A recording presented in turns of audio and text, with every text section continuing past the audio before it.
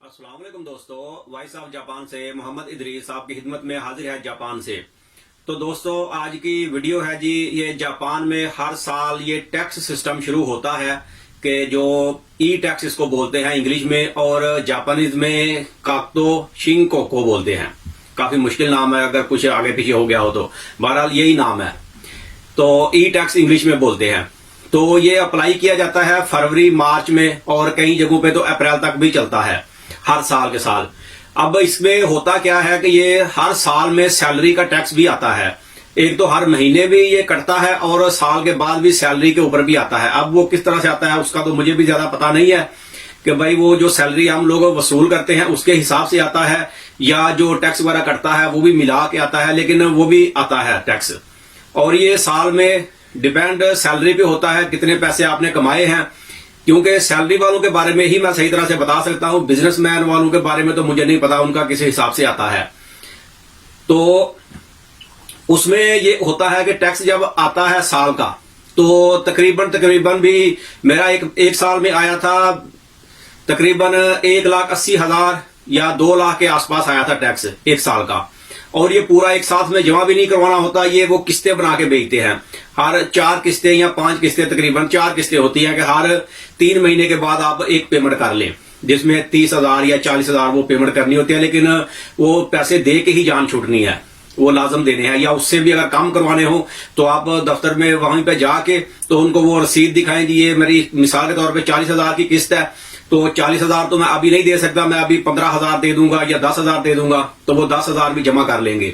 यानी कि टैक्स अगर बंदा बोले कि 5-5 हजार करके भी, तो वो ले लेंगे, टैक्स का मसला नहीं है। बंदा दे टैक्स तो वो छूट देते हैं, गवर्नमेंट देती है जी, कोई मसला नहीं है, इस महीने नहीं है अगले महीने होंगे, जैसे जैसे आएंगे पैसे थोड़े थोड़े करके आप दे दें। लेकिन अगर ना देंगे तो फिर मुश्किल है, फिर वीजा के लिए भी मुश्किल है, और भी बहुत सारी फिर मुश्किलात बन जाएंगी। और अगर रेफ्यूजी वीजा वाला हो तो उसके वीजे का ज्यादा मसला बन सकता है। अगर टैक्स वगैरह ना दे तो उसका वर्क परमिट जो है वो कैंसिल भी किया जा सकता है। तो मैं ई टैक्स के बारे में थोड़ा सा आपको बता दूं कि मेरा चले आया था तो मैंने तो पे कर दिया किस्तों के हिसाब से, जैसे जैसे उन्होंने भेजी थी उसी हिसाब से पे कर दी। हाँ, अगर किसी ने लाइफ टाइम वीजा अप्लाई करना हो, जैसे जापानीज बीवी है या कंपनी का हो कुछ भी, तो इसको डिले बिल्कुल भी ना करें। कि ये भी एक प्लस पॉइंट है या माइनस पॉइंट है कि अगर बंदा डेट के ऊपर पैसे पूरे जमा ना करवाए तो फिर भी ये नेगेटिव पॉइंट है कि उसको इसमें भी मुश्किल हो सकती है। क्योंकि जिस बंदे के सामने केस जाएगा जैसे ही, तो वो जब वो कंप्यूटर में पूरा चेक करते हैं तो उनके पास पूरा रिकॉर्ड होता है कि ये बंदे ने टैक्स जो है वो टाइम पे किया है या नहीं किया। तो अगर टाइम के ऊपर टैक्स पे नहीं किया होगा तो फिर उसमें मसला बन सकता है। परमानेंट जो है वो सही तरीके जल्दी यानी कि मिलेगा नहीं, यानी कि 5 साल के बाद मिलता है। अगर शादी की हो तो जापान में जापानी से शादी की हो तो फिर 5 साल के बाद परमानेंट मिलता है। लेकिन अगर टैक्स वगैरह सही टाइम पे क्लियर नहीं हुए तो वो 6 साल भी लग सकते हैं, 7 साल भी लग सकते हैं, यानी कि वो जल्दी नहीं देंगे। अब इसमें और चीज है कि ये बचत भी हो सकती है इसमें ई टैक्स में। इसमें बचत किस तरह से हो सकती है, मैंने तो एक बार ही दिया था इतना टैक्स, और फिर दूसरी बार जो है मैं क्योंकि ठीक भी नहीं रहा था कुछ देर, तो मैं मेडिसिन वगैरह काफी लेता रहा हॉस्पिटल से। ये कोलेस्ट्रॉल का बोलते हैं जी मसला हो गया है, तो इससे हार्ट अटैक वगैरह भी हो सकता है। लेकिन चले काफी ज्यादा मेडिसिन ली तो अल्हम्दुलिल्लाह वो तो मैं ठीक हो गया, बिल्कुल नॉर्मल है। लेकिन वो जो किसी ने मुझे बताया था कि जो भी आप मेडिसिन लेते हैं उसके बिल जो है वो अपने पास रखें। यानी कि ये मैं आपको तरीका बताने लगा हूं कि इसमें टैक्स किस तरह से आप कम करवा सकते हैं या गवर्नमेंट से भी पैसे वापस ले सकते हैं। अब वो जो भी आपकी मेडिसिन वगैरह होगी वो अपनी ये पर्चियां जो है वो अपने पास रखें, जो मेडिसिन के बिल हैं वो अपने पास रखें। चाहे वो हॉस्पिटल का बिल है या मेडिकल स्टोर का बिल है, वो बिल अपने पास रखें। वहां पर तो डिस्काउंट होगी, यानी कि वो इंश्योरेंस कार्ड बना हुआ है तो पेमेंट कम ही करनी है, लेकिन वो रसीदें अपने पास रखनी है जो पैसे आपने दिए हुए हैं। और फिर जब फरवरी में, मार्च में, अप्रैल, यानी कि ये 2-3 महीने होते हैं, तकरीबन अप्रैल में खत्म हो जाता है ये सिस्टम। यानी कि फिर उसके बाद वो घर में डाक आनी शुरू हो जाती है जी, ये पैसे अब आपका बन गया है, टैक्स जो है पूरा 1 साल का पिछले साल का बन गया है और ये अगले साल के अंदर अंदर आपने ये टैक्स पे करना है। तो अब इस वक्त क्योंकि फरवरी है तो फरवरी में ये स्टार्ट हो चुका है, अब पिछले हफ्ते से गालिबन हुआ है, आज तो 24-25 तारीख हो गई है। तो अब आप जाके वहां पर जाएंगे सिटी ऑफिस में, सेक्शो में, तो वहां पर फॉर्म मिल जाएंगे। मुख्तलिफ सेक्शो में मुख्तलिफ टाइमिंग होगी, किसी में 2 हफ्ते खुला है, किसी में 3 हफ्ते तक है, या किसी सेक्शन में रश ज्यादा होगा तो 1 महीने तक भी ये खुला हुआ है, यानी कि ये ऑप्शन खुली हुई है। तो वहां पर जाके फॉर्म लेके फिलअप करना है और जो अपनी मेडिसिन की जो भी है रसीदें वो साथ में लगानी है और एक पेपर होगा जिसके ऊपर लिखा होगा कि इसके ऊपर पूरी डिटेल लिख दें। तो उसके ऊपर बस वो मेडिसिन की डेट और कीमत लिख दें, साथ में कितना पैसे पे किए हुए हैं। वो मेडिसिन बस इंग्लिश में लिख दें, जापानीज में लिखने की भी जरूरत नहीं है। वो लिख के और पर्चियां साथ में लगा दें। वो पर्चियां वगैरह कोई भी लेंगे नहीं, सिर्फ वो देखनी है कि आपके पास हैं या नहीं।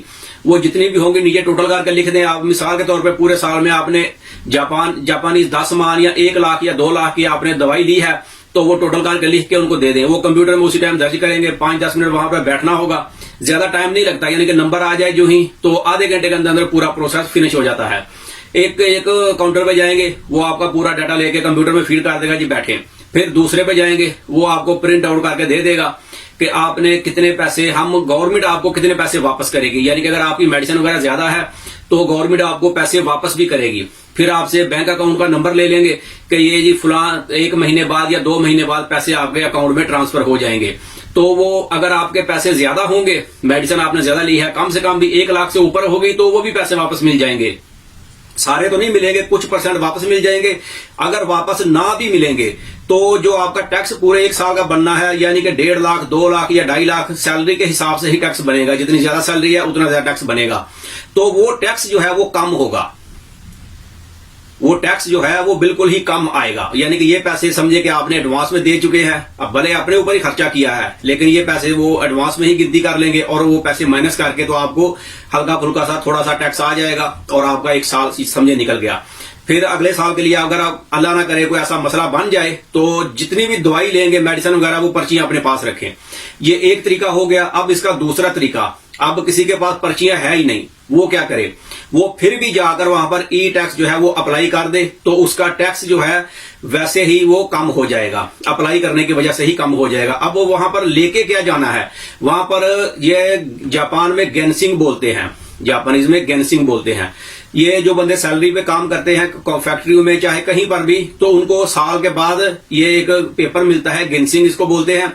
ये इसमें होगा क्या पेपर में, इसके ऊपर पूरी साल की जो आपने कमाई की है वो इसमें डिटेल लिखी होगी। एक ही पेपर के ऊपर टोटल उसमें लिखा होगा कि आपने पूरे साल में कितने पैसे कमाए हैं जो आपको मिले हैं।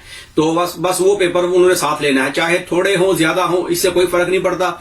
उन्होंने वो पेपर साथ में बस उसके ऊपर लिखना है, इस बंदे ने इतने पैसे कमाए हैं, बाकी अखराजात भी हैं आपके या घर भेजे हैं, कोई इसमें मसला नहीं है। मेडिकल के ऊपर आपका कितना खर्चा हुआ है तो उसमें आपको डिस्काउंट कर देंगे। अगर मेडिकल का नहीं है खर्चा तो ये अप्लाई करने की वजह से फिर भी आपको डिस्काउंट मिलेगा। अगर 2 लाख टैक्स आना है तो वो 5-7 या वो 40-50 हजार के आसपास वो टैक्स पहुंच जाएगा। तो मेरे ख्याल से इसमें कोई नुकसान भी नहीं है, अगर बंदा करे तो फायदा ही फायदा है। तो मुमकिन हो सके तो ये लाजिम अप्लाई करना चाहिए ई टैक्स। अब इसमें नाम मैं फिर से थोड़ा भूल जाऊंगा, काकते क्या नाम है यार, ऐसा कोई नाम है, यानी कि इंग्लिश में बता दिया आपको, ई टैक्स नाम है इसका। तो ये टैक्स लाजिम अप्लाई करें, आपका ही फायदा होगा इसमें। तो ये वीडियो बस यहीं तक थी। वीडियो अच्छी लगे तो इसे लाइक कर दें। अगर मजीद कुछ पूछना हो मुझसे किसी भी बारे में, जितना मुझे मालूम होगा वो मैं आपको बता दूंगा। तो मेरे Facebook page voice of Japan पर मेरा व्हाट्सएप का नंबर ऐड है, तो वहां पर मुझे मैसेज कर सकते हैं। जो भी मुझे मालूम होगा इंशाल्लाह मैं आपको बता दूंगा। तो ये वीडियो बस यहीं तक थी। मिलते हैं किसी अगले वीडियो में, तब तक अपना बहुत ख्याल रखें। पाकिस्तान जिंदाबाद।